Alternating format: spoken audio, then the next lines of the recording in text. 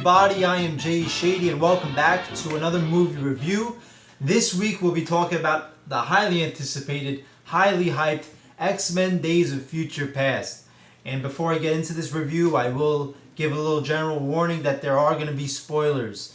Now, I know I didn't do spoilers for my Godzilla review last week, but this movie is a hard one to talk about without delving into what actually happened. So there will be spoilers. If you haven't watched the movie yet, save this video till after you've seen it. Otherwise, if you've seen it, you can watch it. If you don't care about spoilers, you can watch it. And yeah, so let's talk about X-Men in general first. The whole mythology and the story of X-Men. And to me, X-Men is very unique and one of the best comic book stories because it's not just a comic book story. It is enriched in real human real life themes, larger than life themes. Basically the story is a representation of something else, and that's what always makes things great, is the themes, the representation, the metaphors, what it's actually saying. And basically, the X-Men story is, in a nutshell, is there's these mutants, these people who have powers. They're not, superheroes, superpowers. They're called mutants. And their detractors or their antagonists see them as subhumans. Don't see them as humans. They see them as, a threat to the human race. So basically, you have these mutants, and they're just trying to be able to fit in with the rest of society for the most part. You have some mutants who are trying to fit into society while, keeping the faith and keeping pride in their own race. You have some mutants who just want to fit in and don't want to be a mutant. And then you have other mutants who just want to wage war on the humans and the people, constantly persecuting them. And I mean, the mutants, you could also call them outcasts, outsiders, minority figures, African Americans, Jews, disabled people physically or mentally. Basically, they represent anybody who is not a part of the majority society, anybody who's ever felt like an outcast, like an outsider. And that's what is so great about X-Men, is that it represents hope for people who feel like they're on the outer edge of society from sometimes. Like I said, whether it's racial minorities, religion minorities, anybody who's ever felt persecuted. Just look at Magneto's story of how as a kid he was a Holocaust survivor, and basically, he had to deal with the Nazis always persecuting him. And now that he's a mutant, which is kind of like being a Jew, in that they're, it's not the people in charge, that's not who they want. They're seen as different, they're seen as less. Now he's being persecuted as a mutant. So very big themes, very big stories being told here. And let's just talk about the film series first. In 2000, you had Bryan Singer's X-Men, the first X-Men movie. And really what was revolutionary about this one is it started what we know today as the modern superhero movie. Before this, it was a lot of superhero movies would be B movies, nothing anybody took seriously. But X-Men is the one that made superhero movies, could be critically acclaimed. They could be taken seriously. They could score big money at the box office. They could be summer blockbusters. And then right after this, you had, Spider-Mans, you had your Fantastic Fours, you had your Hulks. But the first X-Men, Bryan Singer's X-Men in 2000, started it all.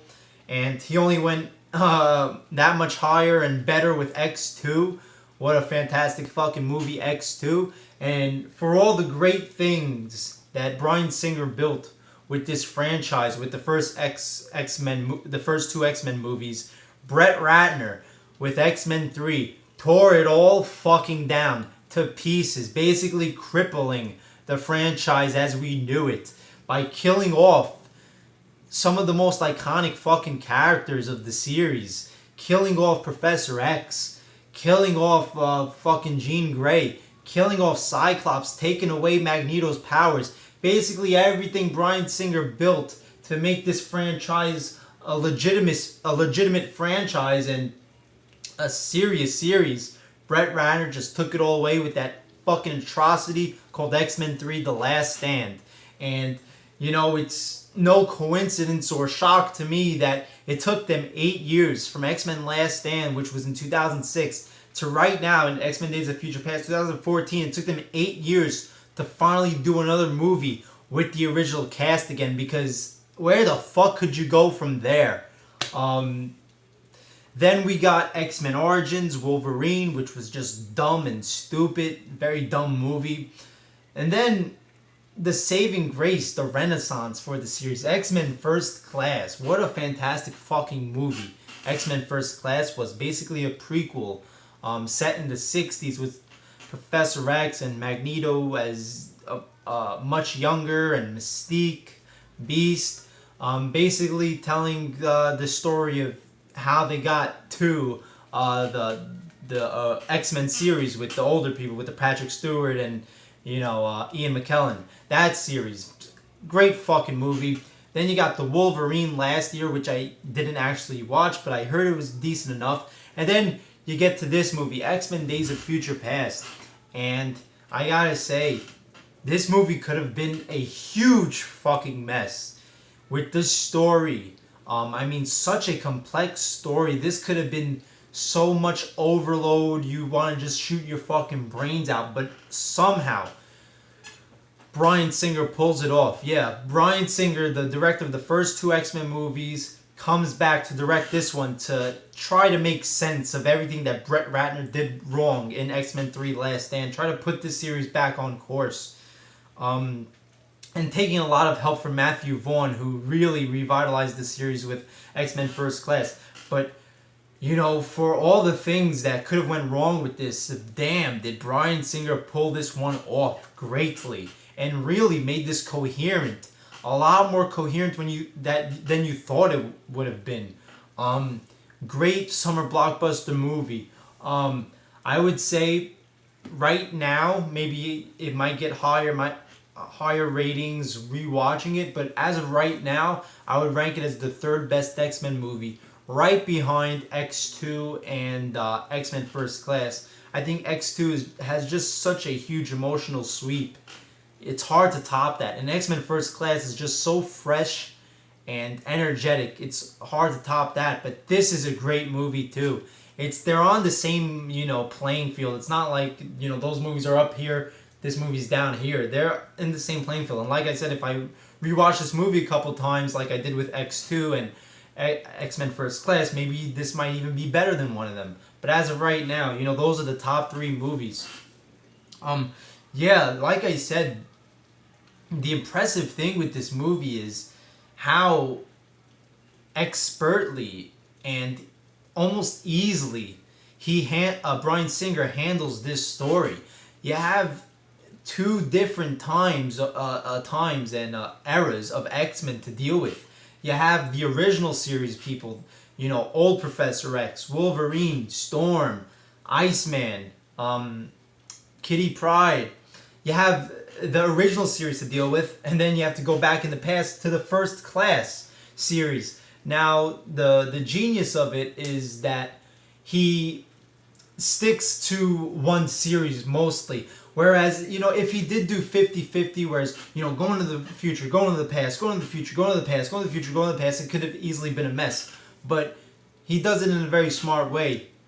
Now, I know this is being labeled as a hybrid of the old series and the new series, but in reality, this is 80% First Class series, 20% original series. Like, I think there's no more than 20 minutes of screen time when it comes to the original cast and set in the future.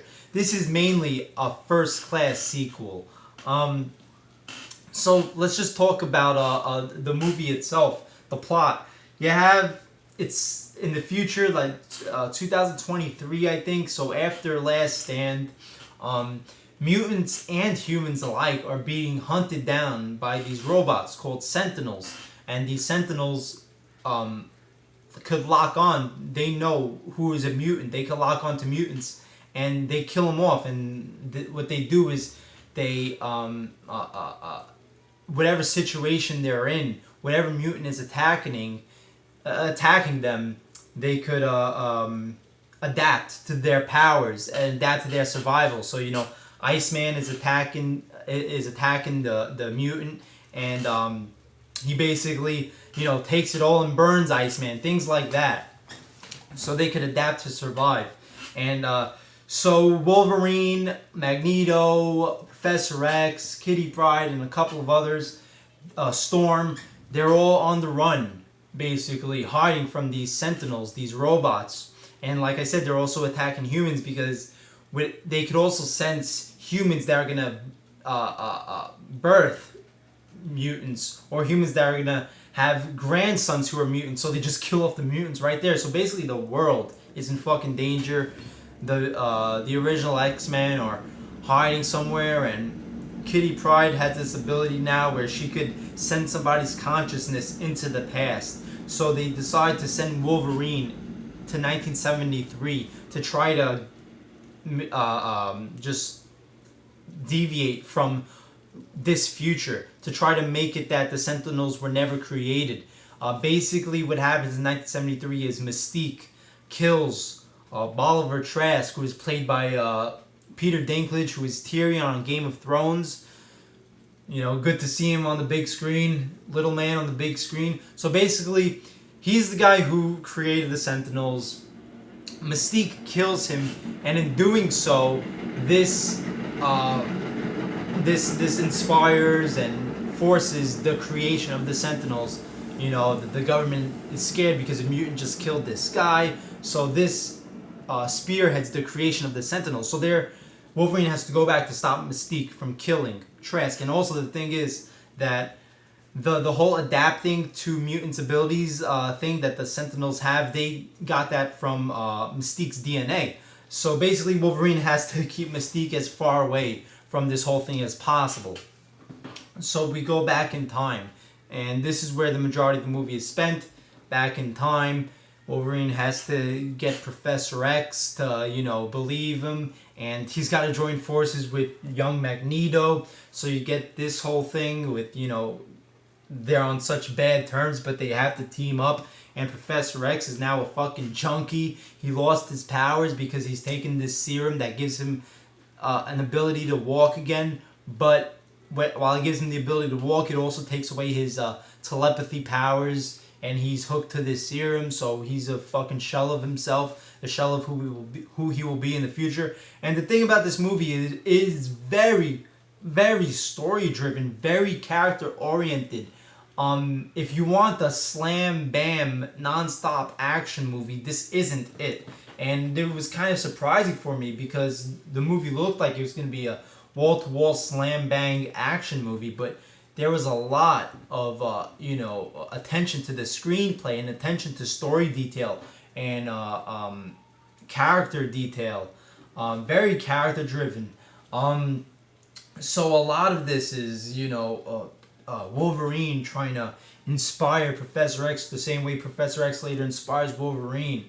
And so that basically sends you off on the plot of the movie. There's a great scene with Quicksilver, who's played by the guy from American Horror Story, and they use him to break out Magneto from a prison, and just a fantastic prison break, probably the best prison break ever filmed. Fantastic scene. Everybody was giving a lot of shit to the makers of the movie for butchering Quicksilver, but he was like the guy that stole the show, ironically, pretty much. So they break Magneto out of prison, and it's all about them playing against the clock to try to stop Mystique from killing off Trask, which would spearhead the creation of these Sentinels. And the what makes it very antsy and gives you the anxiety is that while Wolverine is being sent back in time, the Sentinels are, going after the mutants, so they don't have much time to do this. Wolverine could only go under for so long until the Sentinels catch them, and once the Sentinels catch them, if Wolverine hasn't stopped the Mystique, stopped the creation of the Sentinels from happening in the past, then, the future is going to be the future. There's going to be no way to change it. So, it's very time important, to very urgent. Now, one of my issues with it wasn't a perfect movie. Sometimes, even though the story itself was so urgent, how more urgent could you get?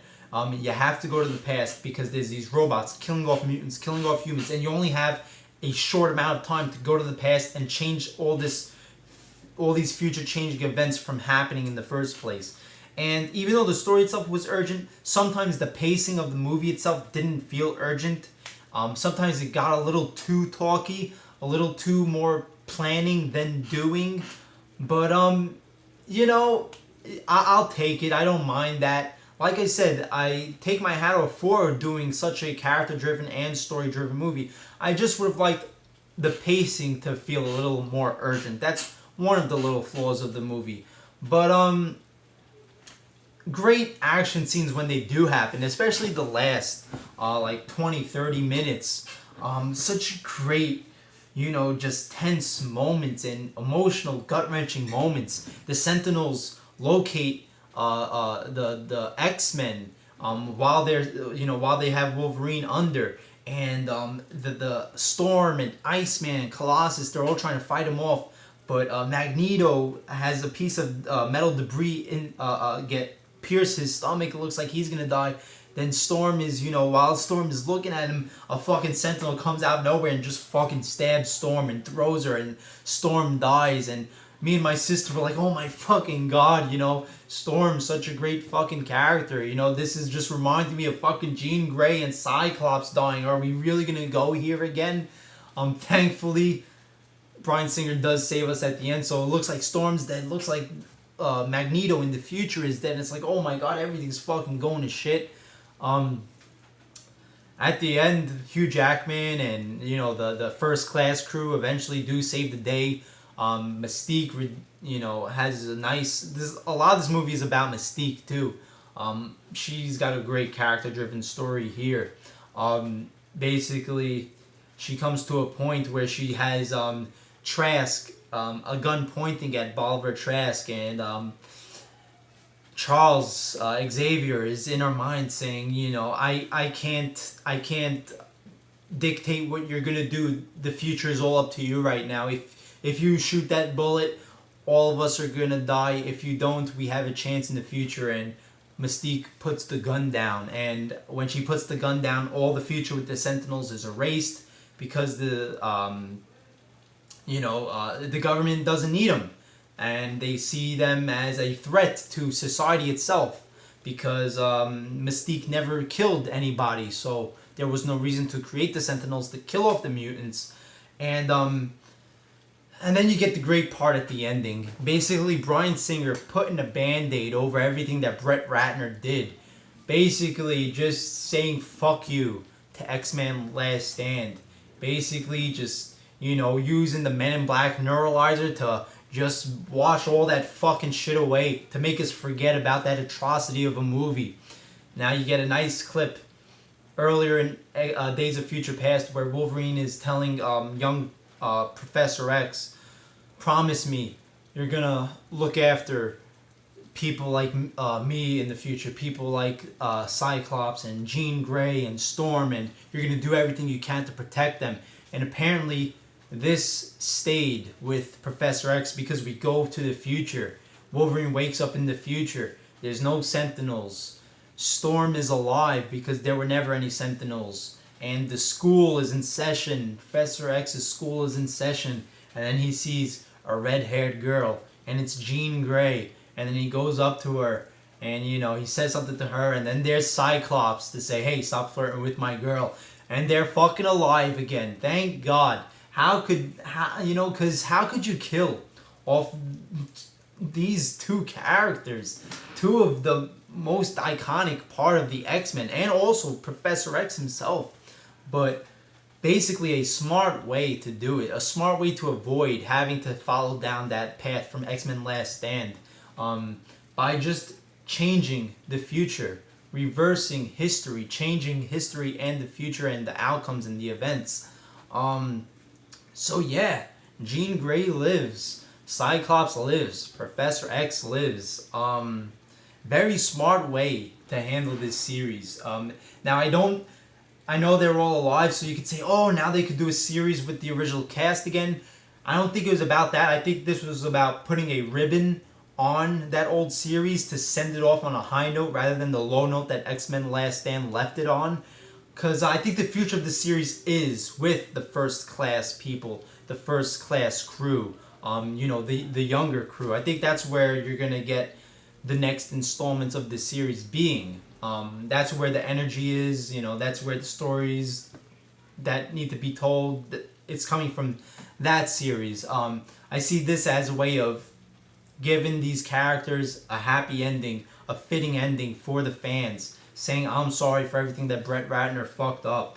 Like I said, yeah, you could do another sequel, but this seems more like the Cowboys riding off into the sunset type of deal. Yeah, and then at the end of the credits, post-credits scene, you get a glimpse of Apocalypse, who is going to be the main villain, the main antagonist in the next X-Men movie, which is called X-Men Apocalypse, which is going to be set in the 80s with the X-Men First Class crew. So, overall, great movie, very, very good movie. Talking about it, makes it even better because I realize how, deftly handled this was. Just very clean and precisely handled. It was not messy at all. That's the one flaw I had with it was that it didn't feel as urgent with the pacing, but no flaws with the way this story was handled. And like I said earlier in the review, this could have been fucked up so easily. This could have been the hugest clusterfuck ever. But not for nothing, I've never seen a series, something in the movies be dealt like this. I mean, this plotline is right out of the comic books. This isn't a plotline you use to cross over into film because it's such an epic scope with time traveling, and you have older versions of people and younger versions of people. You don't do this in the movies. This is a comic book plot. But they transfer it to the movies, and never have I seen the crew from an original series and the crew from a reboot be used in the same thing and come together. I've never seen that done before. Very revolutionary itself. It's you're not gonna see Tobey Maguire meet up with Andrew Garfield in Spider-Man, but I've never seen it before, and I think it was done great. They spent time with the right era. I mean, you're trying to make money off of the First Class. That's where you're going in the future, ahead with the future films. So yes, you bring back the fan favorites, the nostalgic factor with Storm and old Professor X, old Magneto, Iceman. You bring them back for fan service to get a couple cheers, but smartly you predominantly set the movie in the past with the new crew, keeping us in touch, keeping us reminded of these characters, of these new actors. So yeah, great movie, and greatly handled, greatly fucking directed by Bryan Singer. Like I said this multiple times, could have been the hugest clusterfuck ever, but this was a damn coherent story. There's not one thing where I'm confused about with the movie. This could have been so incoherent, so all over the place, but very easily coherent story, very easily traced, easily understood story. You're never like, what's going on, what's happening right now? And that takes some great direction, and Bryan Singer pulls it off greatly, and I'm glad he came back to do this one. I don't know if he'll ever do an X-Men movie again. He doesn't have to. Basically, this was him going back to his old characters, his old series, and wrapping it up in a nice bow, giving them the proper send-off rather than fucking killing off these iconic characters for no reason whatsoever. So X-Men Days of Future Past, great movie, great X-Men movie, great acting, great story. Yeah, great action scenes, great summer blockbuster. And I'm very much looking forward to X-Men Apocalypse at this point. This feels like a setup for X-Men Apocalypse a lot, but not a setup where they just, say fuck this movie. It's a setup where, they keep us in touch with the old with the new guys, the new First Class, and they remind us of the old cast, and we see some familiar faces again. So yeah, X-Men Days of Future Past, definitely recommended. Great movie. I will be back next week with my review of Maleficent next Friday. So hope you enjoyed this review. Jay Shady, the voice of reason. Like, comment, subscribe, and I'll see you later.